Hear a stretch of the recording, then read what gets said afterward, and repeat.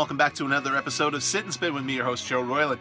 You know, I've been doing the show for 3 years now, which means, especially with the cyclical nature of the music and album releases, I'm finally getting around to some artists that I first reviewed way back in the early days of the show. They got new albums that have just come out, and I'm going to be covering some of those upcoming.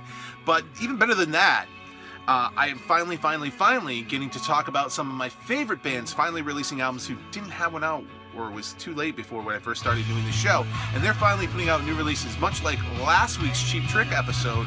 This week, I'm going to be talking about another one of my favorite bands that came out back in the 90s, and that would be Nada Surf and their new release, You Know Who You Are. It is the 8th studio album from the alternative indie band, who, as I said prior, one of my favorite bands to come out of the 90s. They debuted back on the major label scene in 1996 with their album High Low, where there was almost just as instantly written off as a one-hit wonder band because of the song Popular. And when their second album was ready to come out, which was called The Proximity Effect, Elektra Records just shelved it because they said, oh, we're not hearing another Popular. They wanted another Popular. They didn't like what they heard, but the record was great. Nada Surf got the rights back to it themselves and eventually ended up releasing it themselves independently on their own Mardev label. But it wasn't really until like 2002 that the band fully bounced back with the release of their third album, Let Go, on the Barsuk label, or Barsuk, however you want to say it, I don't know, which was one of my favorite recordings made by just about anybody in the last 30, 40, 50 years. It's just a consistently great album from start to finish.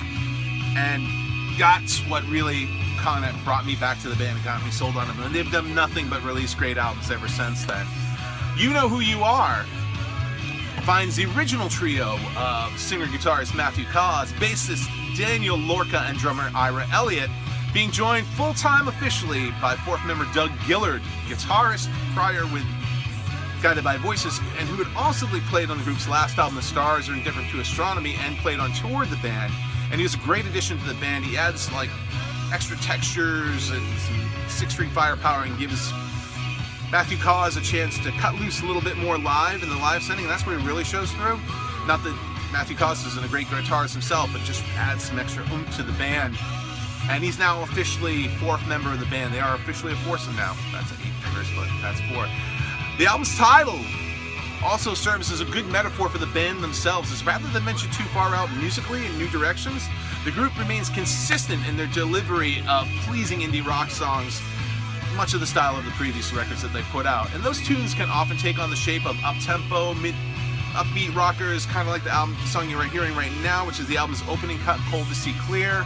The first single off the album, one of my favorites from the band. And in it, Matthew Cause, always a great writer, totally touches on something I would agree with, and he chooses that ultimately music and the stories and the songs that they are contained in are what helped make him the man that he is, and that's very much true for me. And other cuts like the similar Out of the Dark from this record kind of follow in that vein. Sometimes the music takes on a more melancholic turn, as on cuts like Bleed Your Mind or Friend Hospital, which are the 2 tracks that immediately follow this. And sometimes it carries a more youthful punk or power pop drive on songs like New Bird and the album's title track, which bring back to mind the early energy of the band's first recordings, the early demo. I can't remember the EP's name. I should. It's on the tip of my tongue, but you know what I mean. And High Low, for a debut album, they definitely had more of a drive to them. There's also some stepping out of line a little bit, just something that's a little bit different. The pleasing Dylan-esque folk of songs like Animal on this album, kind of not really something they did before. The record also sees a couple of great guest artists. Dan Wilson, another one of my favorite 90s bands, Semisonic. He drops by to co-write and lend backing vocals to 2 cuts on the album here. Rushing, which is a bit more pop contemporary, and the album's closing cut, Victory's Yours, which the opening of which especially brings to mind one of Dan Wilson's old bands, that being Trip Shakespeare. If you're familiar with their sound at all, you'll hear something very familiar on that cut. And along with Dan Wilson, I should say, another power pop luminary, and one Ken Stringfellow of the Posies, who we've also covered on the show before. He stops by to lend some backing vocals to the proceedings as well. And keyboardist Joe McGinty, who's worked with the band for, as well as a lot of great people like the Psychedelic Furs. He played the keyboards with them for a number of years, and a lot of people like Ryan Adams and a whole host of others who's worked with Nada Surf before too. He lends his talents to this album as well. But overall, another Great album from Now to Surf, and you know who you are, out now. The vinyl comes with a free digital download, always sweet.